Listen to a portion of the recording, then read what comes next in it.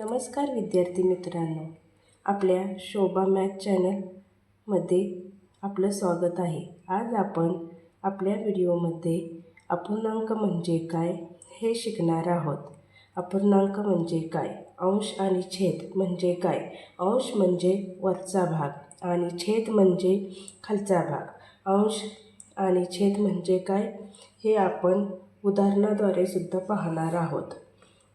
तर आधी आपण त्याचे स्पष्टीकरण पाहूया। अंश म्हणजे काय आणि छेद म्हणजे काय। तर छेद सांगतो की संपूर्ण वस्तू किती समान भागात विभागली आहे आणि अंश सांगतो की त्यापैकी आपण किती भाग घेतले आहेत। समान छेद असतील तर बेरीज आणि वजाबाकी कशी करायची ते आपण आज आपल्या व्हिडिओमध्ये पाहणार आहोत उदाहरणाद्वारे। तर आपण स्टेप बाय स्टेप उदाहरणाद्वारे अंश आणि छेद यांची बेरीज व वजाबाकी कशी करायची ते आपण आपल्या व्हिडिओद्वारे पाहूया। उदाहरणाद्वारे पाहूया।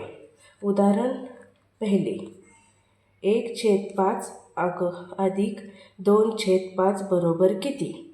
तर छेद समान असले तर ते आहे तसेच ठेवायचे, फक्त अंशांचीच बेरीज केली जाते। म्हणून 1 अधिक 2 बरोबर 3 आणि छेद आहे तसा, म्हणून 3/5 हे आपले बरोबर उत्तर आले। नंतर उदाहरण क्रमांक 2, 3/8 अधिक 2/8 बरोबर किती।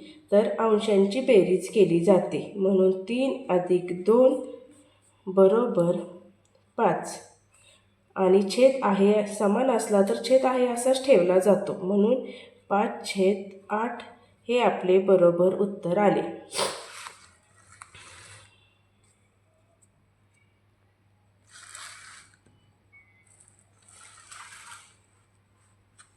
तर उदाहरण क्रमांक 3, 2/4 अधिक 1/4 बरोबर किती।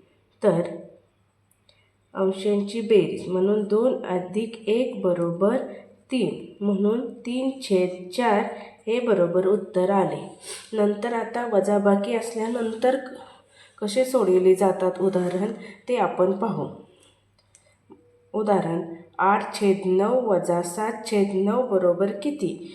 तर 8 वजा 7 छेद आहे असा ठेवला जातो, म्हणून 1/9 बरोबर उत्तर आले। नंतर उदाहरण क्रमांक 2, 10/12 वजा 8/12 बरोबर किती। तर 10 वजा 8 बरोबर 2, 2/12 हे आपले बरोबर उत्तर आले। आज आपण आपल्या व्हिडिओमध्ये अपूर्णांक म्हणजे काय शिकलो आहे। समजलं का तुम्हाला? जर समजलं असेल तर आपण खालील छेद वेगवेगळे आल्यानंतर लसावी काढून वजाबाकी व बेरीज कशी केली जाते हे आपण पुढील व्हिडिओमध्ये पाहूया। व्हिडिओ आपला आवडला असल्यास चॅनलला लाईक, शेअर, सबस्क्राईब करायला विसरू नका। धन्यवाद।